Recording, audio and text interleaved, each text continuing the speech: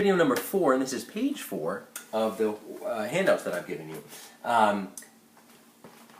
Guide tone lines are fantastic, but sometimes people only limit themselves to that very strict sense of what does it mean to go from 7 to 3 or 3 to 7.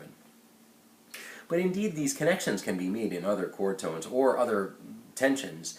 The name of the game is how can I find a nice, horizontal, linear, beautiful, lyrical line that goes through some seemingly disparate chord changes. Certainly the key is changing so rapidly.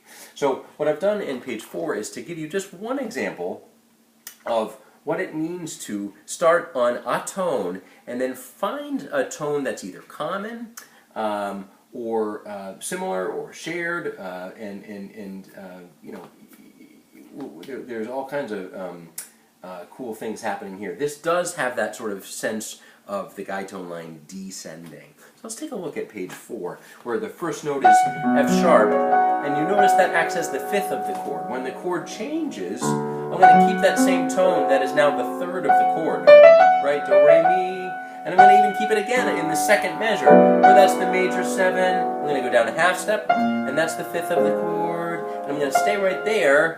That's natural 9, or a whole step above the given chord, whole step in an octave.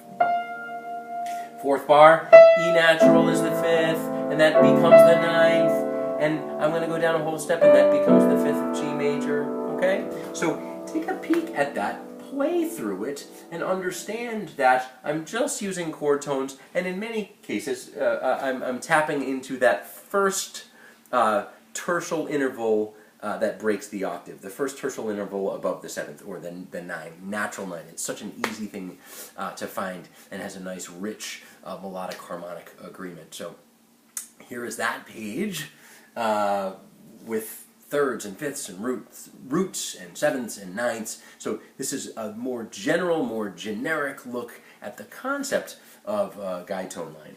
So here it is with the play along, as written, and.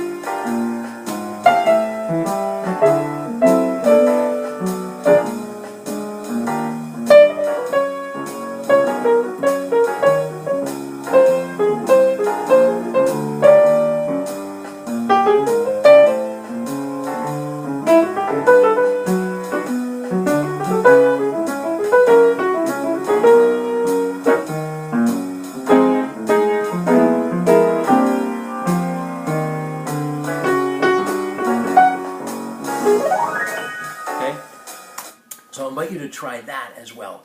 The first pass that I had was a fairly strict understanding of that line that I had written in advance. And then the second was, of course, embellishing it, really using the key of the moment, sometimes in arpeggio. But it can be a very fun and effective way to work out and to practice. And lastly, in this video, I'll challenge you to start on a different note.